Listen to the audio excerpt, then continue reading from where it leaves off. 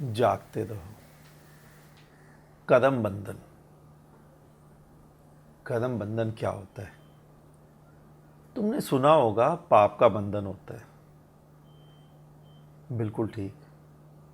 पाप का भी बंधन होता है और पुण्य का भी बंधन होता है।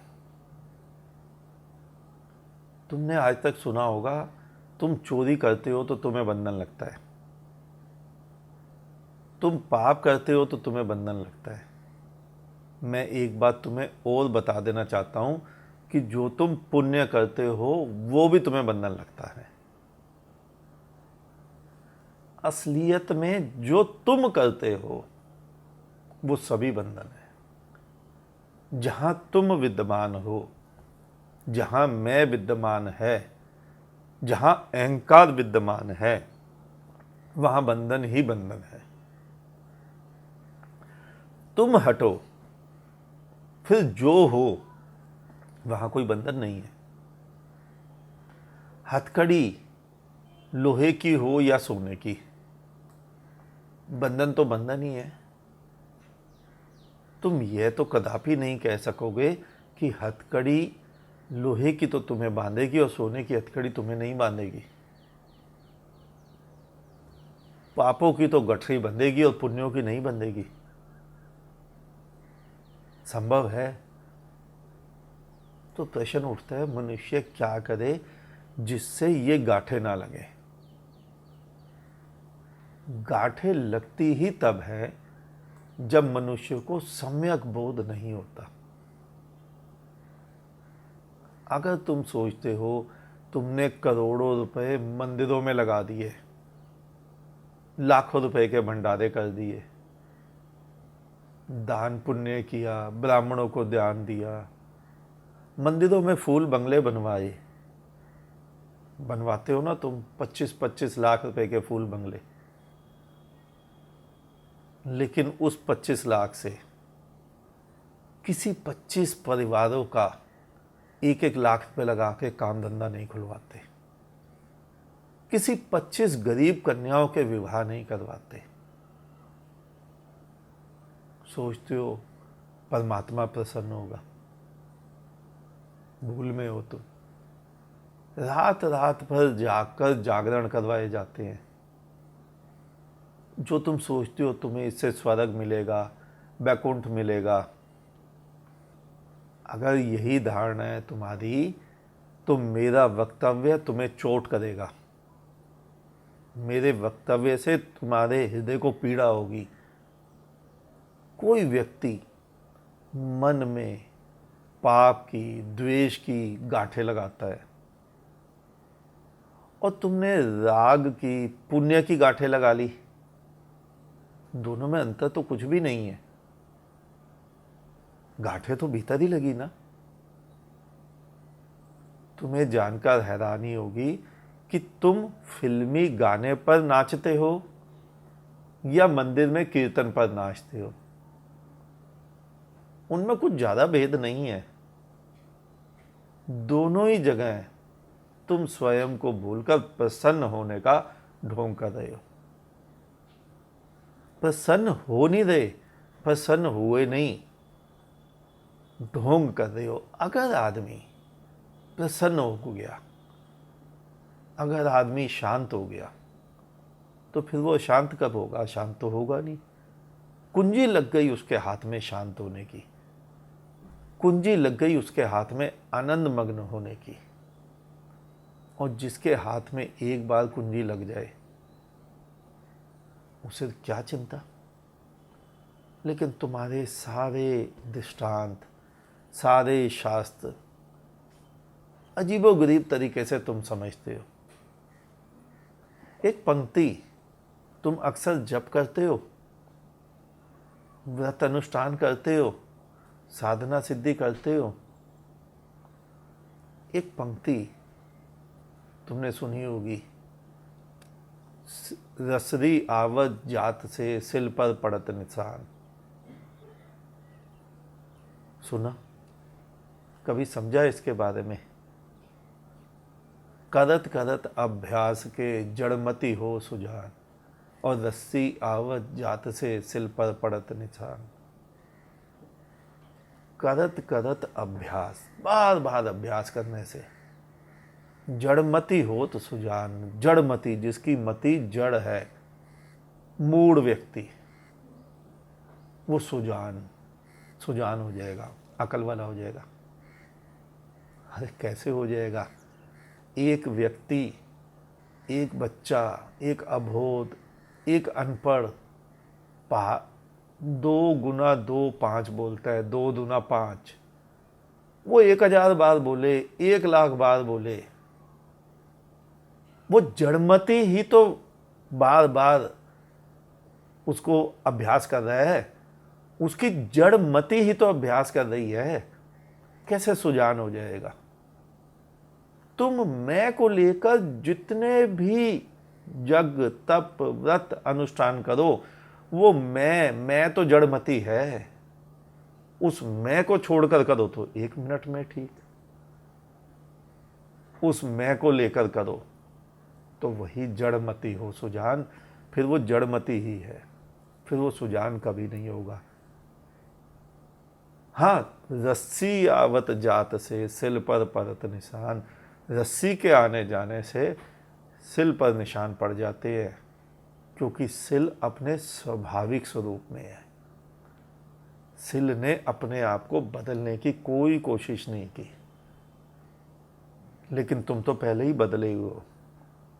अस्तित्व के होने के बाद तुम बदल गए, तुमने मैं को धारण कर लिया, तुमने अपना स्वभाव छोड़ दिया। तो जहां तुम हो, जहां मैं है, वहां कोई अंतर नहीं होगा। तुम मंदिर में कीर्तन पर नाचो या फिल्मी गानों पर नाचो, दोनों में अंतर नहीं है। दोनों ही जगह पर तुम स्वयं को भूलकर प्रसन्न होने का ढोंग कर रहे हो।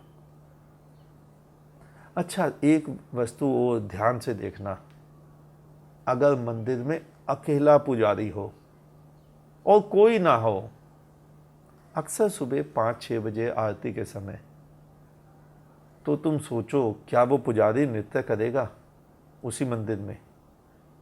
नहीं, फटाफट आरती घुमाता है, जिम्मेदारी पूरी। वो तो भीड़ के कारण नृत्य निकल गया, उसका भाव भी नहीं था, इच्छा भी नहीं थी, लेकिन वो पुजारी या तुम या हम हजारों काम एक दूसरे को देख देख कर लेते हैं। तुम कहते हो तुमने दान धर्म किया, पुण्य किए, व्रत रखे, परिक्रमा की, इसका लाभ क्या हुआ? कुछ भी नहीं। इससे तुम्हारा लोभ और बढ़ गया। तुमने दान धर्म ना किया होता तो तुम्हें भी पता होता कि यहां का रुपया पैसा साथ नहीं जाएगा। वो तो आसानी से छोड़ा जा सकता था, उसको पकड़ा ही नहीं तो छोड़ने का प्रश्न ही नहीं। लेकिन जो वस्तुएं तुमने साथ ले जाने की तैयारी कर ली, तुम्हारे पुण्य की, तुम्हारे जब तब की गठरी की, त्याग की, उसके लोभ की गांठ को कैसे खोलोगे? तुम्हारे मन में ये पहले से ही बिठा दी गई थी कि ये वस्तुएं साथ जाएंगी, तभी तो तुमने की, वरना तुम करते ही नहीं। उस साथ जाने वाली गांठ को कैसे खोलोगे? इसीलिए मैं बार बार कहता हूं, एक संसारी को बुद्धत्व के मार्ग पर लाना सरल है, क्योंकि वो कहता है मैं कुछ नहीं जानता, मैं अज्ञानी हूं।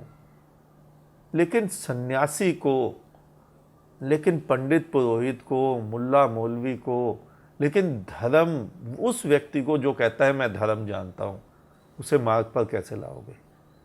पुण्यात्मा को कैसे समझाओगे? पुण्य का अहंकार, त्याग का अहंकार, ज्ञानी होने का अहंकार, वो इतना सूक्ष्म होता है और इतना गहरा होता है कि तुम्हें नजर ही नहीं आता। तुम त्याग, व्रत, जप, तप, उपवास, दान, अनुष्ठान, साधना, सिद्धि ये करते ही क्यों? उसके पीछे एक चाल है, एक चाह है, और वो चाह है स्वर्ग की, मोक्ष की, मुक्ति की, सिद्धाश्रम की, वैकुंठ की, गोलोक की, देवता बनने की। यही तो चाह है। मोक्ष का तात्पर्य है, मुक्ति का तात्पर्य है। मुक्ति का सिद्धांत ही इस नींव पे खड़ा है कि हर बंधन से मुक्त हो जाना। और वो बंधन फिर चाहे पाप का हो या पुण्य का, इससे कुछ भी फर्क नहीं पड़ता। और पाप और पुण्य एक ही सिक्के के दो पहलू हैं। मुक्ति कैसे प्राप्त होगी? तुमने पाप से ज्यादा तो पुण्य के बंधन बना लिए। तुम्हारे तथाकथित महात्माओं ने तुम्हें आधा ही ज्ञान दिया है। उन्होंने तुम्हारी एक ही वासना को पकड़ लिया है, और वो वासना है पुण्य कमाने की चाह। और उसी चाह को बढ़ावा दे देकर उन्होंने तुम्हें पुण्य की दलदल में फंसा दिया है। कर्म अकर्म का सिद्धांत ही यही है। तुम जो करोगे उसी में फंसोगे। यही तो कार्य कारण का सिद्धांत है। तुम्हें तुम होकर कुछ करना ही नहीं। तुमने तुम होकर जो कुछ किया तुम उसी में फंस गए। तुमने कर्म को अकर्म में बदलने के हजारों उपाय खोज लिए, लेकिन कर्ता को नहीं छोड़ा। लेकिन बुद्ध पुरुष, जागृत पुरुष, बुद्धत्व को उपलब्ध बुद्ध पुरुष तुम्हें पूरा पूरा ज्ञान देते हैं। वो तुम्हें कर्म को अकर्म में बदलने का अधूरा मार्ग नहीं बताते। वो बताते हैं कि तुम स्वयं के अहंकार को ही छोड़ दो, कर्ता को ही छोड़ दो। और जब अहंकार ही नहीं रहेगा तो पाप, पुण्य या कर्म अकर्म कहाँ से रहेगा? पुण्य करना कौन चाहता है? मोक्ष जाना कौन चाहता है? तुम्हारा अहंकार ही तो। तुम ही तो। बस मूल बात को पकड़ो। पेड़ के पत्ते मत छाटो, जड़ें काट दो, पेड़ स्वयं ही सूख जाएगा। तुम पेड़ के पत्ते काटते हो, एक एक पत्ता बीनते हो। मैं जड़ काटने की बात कर रहा हूं। पाप भी बंधन है, पुण्य भी बंधन है। तुम जो करो सो ही बंधन है। बस तुम बीच में से हट जाओ, और तुम्हारे हटने मात्र से ही सारी अड़चन खत्म हो जाती है। मैंने एक बार एक पुस्तक पढ़ी थी, गीता प्रेस की, तुकाराम की जीवनी। उसमें किसी ने तुका से पूछा, तुका तेरे प्रारब्ध का क्या हुआ? तुका कहता है, किसका प्रारब्ध? पूछने वाले ने कहा, तुका का। तुका कहता है, तुका कहाँ है?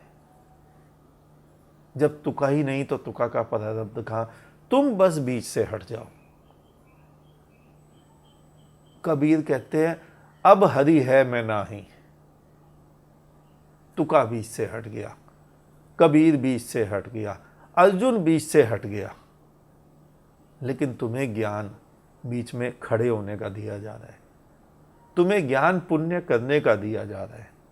कोरा उल्टा ज्ञान देने वाले ही गड्ढे में बैठे हैं, तुम्हें क्या गड्ढे से बाहर निकालेंगे? आज इतना ही, शेष किसी और दिन। अंत में तुम्हारे भीतर बैठे परमात्मा को मेरा नमन। तुम सभी जागो, जागते रहो।